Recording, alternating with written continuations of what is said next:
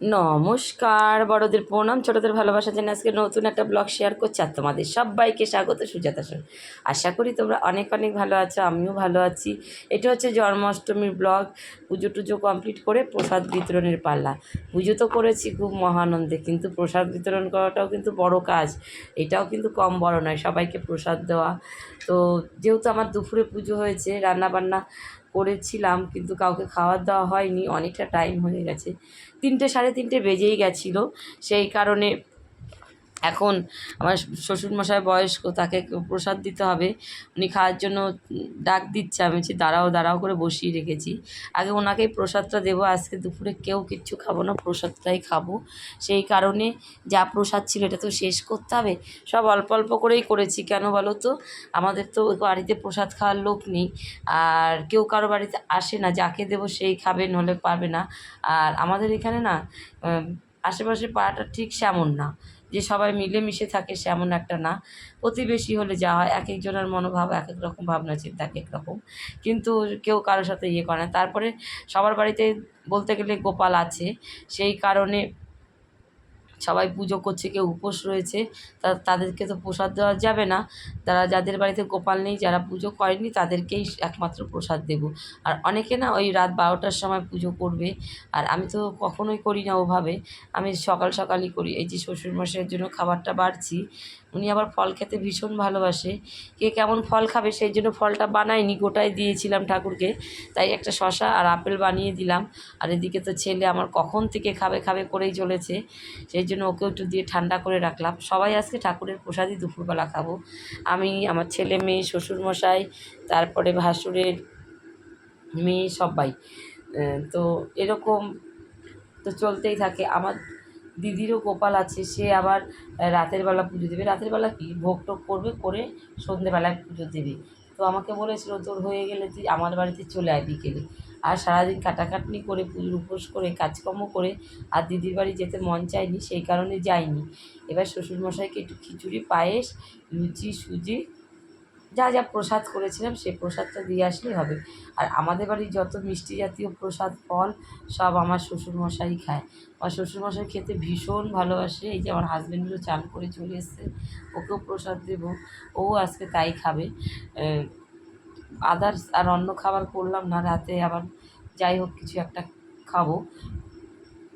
এদিকে আমার গোপালকে পুজো দিয়ে 10-15 মিনিট পরে তো প্রসাদ নামাতে হয়। আমার ছেলের আর তর সইছে না, কতক্ষণে ঠাকুরের প্রসাদ খাবে। এদিকে মেয়ের একটা বন্ধু এসছে, ওকেও প্রসাদ দিয়েছি, ওরা বসে বসে খাচ্ছে। আর আগে শ্বশুরমশাইকে দিয়ে আসি, তারপরে ওদেরকে একটা একটা করে দিয়েছে, ওরা যে বসে বসে আমার মেয়েও খাচ্ছে। বাচ্চা মানুষ তো, ওদেরও অনেকটা খিদে পেয়ে গেছে, সেই কারণে। যাই হোক, তারপরে এদিকে ভাসুরের মেয়েকেও বেড়ে দিচ্ছি, ওদেরকেও সবাইকে দেবো, কি ওর মাকে। এরকমই চলতে থাকে। আর প্রসাদ না করার পরে কাউকে না দিতে পারলে ভাল লাগে না। আমার বাপের বাড়িতে যেমন পুজো হলেই, গ্রামে তো আশেপাশের অনেক বাড়ি আছে, বাচ্চারা বাটি নিয়ে চলে আসে। যদি ঘন্টার আওয়াজ আর কাশির আওয়াজ ওদের কানে গেছে, কোনো চিন্তা নেই, যে কোনো পুজো করবে, সব প্রসাদ শেষ হয়ে যাবে মুহূর্তের মধ্যে। ওটাও ভালো লাগে, জানে ওই বাড়িতে পুজো আছে অমুক দিন, বাস আর কি শঙ্খ বাজছে, ঘন্টা বাজছে, তাহলে তো যাই। পুজো হওয়ার আগেই সব বাচ্চারা বাটি নিয়ে দাঁড়িয়ে পড়বে, তা ওদেরকে প্রসাদ দিয়েও শান্তি হয়। আর আমার বাপের বাড়িতে কোনো পুজো হলে আমি প্রসাদ দেওয়ার ডিপার্টমেন্টে থাকি, আমাকেই পুজো দিতে হয় আর কি, প্রসাদ দিতে হয়, সেই কারণে। যাই হোক, এরকমই চলে। তো প্রসাদ টসাদ বিতরণ করে না শান্তিও হয়। আর এত প্রসাদ তো একা খাওয়া যায় না। হ্যাঁ, অনেকের বাড়ি হয়তো তোমরা বলতে পারো এইটুকুনও প্রসাদ করেছে, না বন্ধুরা, প্রসাদ অনেক করা হয়, রয়েছে কিছুটা, অল্প একটু ঠাকুরকে দিয়ে আর বাদ বাকিটা সরিয়ে রেখেছি। কেন বলো তো, আমার তো নিরামিষ ফ্রিজ নেই, আর এঁঠো কাটা ফ্রিজ। আর আমার এমনই একটা নেশা, আমি ঠাকুরের কোনো প্রসাদ এঁঠো কাটা ফ্রিজে তুলবো না। সেই কারণে অল্প করে ঠাকুরকে সাজিয়ে দিই, আর বাদ বাকিটা তোমার আলাদা রাখি। আর আমার বাড়ির বাচ্চারা সবাই প্রসাদ পেলাম খেলাম তা না, খুব অল্প প্রসাদ খায়, পছন্দসই, সব প্রসাদ খায় না। সেই কারণে বুঝে শুনে প্রসাদ করতে হয়, বুঝেছো। আর এদিকে দেখো, আমি আর মেয়ে প্রসাদ খেতে বসে পড়েছি আর কি, রেডি করছি। মেয়ে খাচ্ছে, মেয়েকে বললাম আয় সামনে, ও কিছুতেই যাবে না।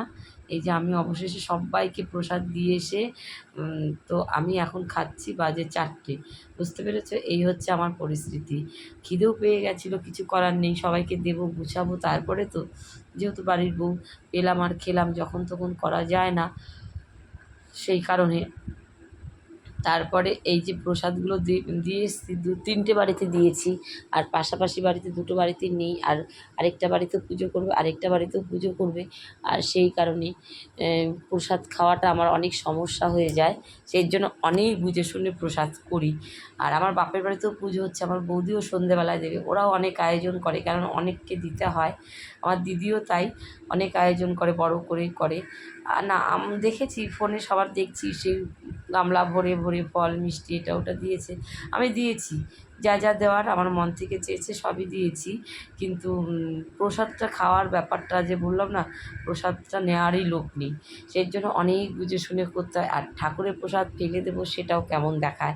আর আমার খিচুড়িটা না সেই হয়েছিল, পুরো ভালো ঘি, তারপরে গোবিন্দভোগ চাল, মুগ ডাল দিয়ে করা, তো আমি করিনি, খিচুড়িটা দিদিভাই করেছিল। আমাদের বাড়িতে যেই দিদিটা থাকে সেই দিদিটাই করেছিল। তারপরে আমি প্রসাদটা খেয়ে নিচ্ছি।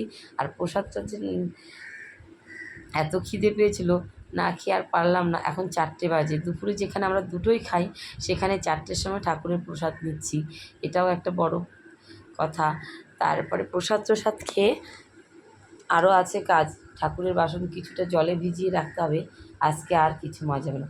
তারপর এদিকে মেয়ে জল খাচ্ছে, আমি এখনও জল খাইনি, ওর খুব ঝাল লেগেছে, বুঝতে পারিনি বেশি লঙ্কা দিইনি, জানো তো খিচুড়িতে 4টে লঙ্কা দিয়েছি, তাতেই এত ঝাল, মেয়ে কিছুতেই খেতে পারছিল না।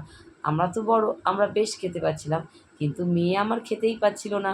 তো বারে বারে শুধু বললাম মিষ্টি খা, এত লুচি সুজি পায়েস হয়েছে, কোনো মিষ্টিও মুখে দেয়নি, তো শুধু খিচুড়ি খাচ্ছে আর তরকারি খাচ্ছিল, ভাজা টাজা, বেগুন ভাজা, পটল ভাজা সবই দেওয়া হয়েছে, কিছুই খাচ্ছিল না। এমন একটা মেয়ে, খাওয়ার প্রতি ওর কোনো নেশা নেই, জানো তো বন্ধুরা।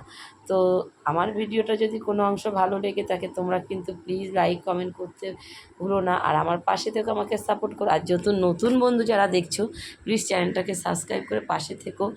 আর তোমরা সবাই ভালো থাকবে, সুস্থ থাকবে, সাবধানে থাকবে। আবার দেখা হবে নতুন কোনো সময় নতুন ভিডিও নিয়ে তোমাদেরকে সঙ্গে নিয়ে। ততক্ষণ তোমরা অনেক অনেক ভালো থেকো, সুস্থ থেকো, সাবধানে থেকো। আর আমার জন্মাষ্টমীর ব্লগটাগুলো কেমন হলো তোমরা কিন্তু কমেন্ট করতে ভুলবে না। আর যারা এখনও কমেন্ট করোনি, লাইক করোনি, লাইক দিয়ে দেখা শুরু করবে, আর সাবস্ক্রাইব করোনি, চ্যানেলটাকে সাবস্ক্রাইব করে পাশে থেকো। আর আজকের মতো বাই বাই। তো আরেকবার আমার গোপালটাকে তোমরা সবাই দর্শন করে নাও। এই দেখো আমার গোপাল সোনাটা কেমন হলো তোমরা কিন্তু কমেন্ট করতে ভুলো না। Bye bye.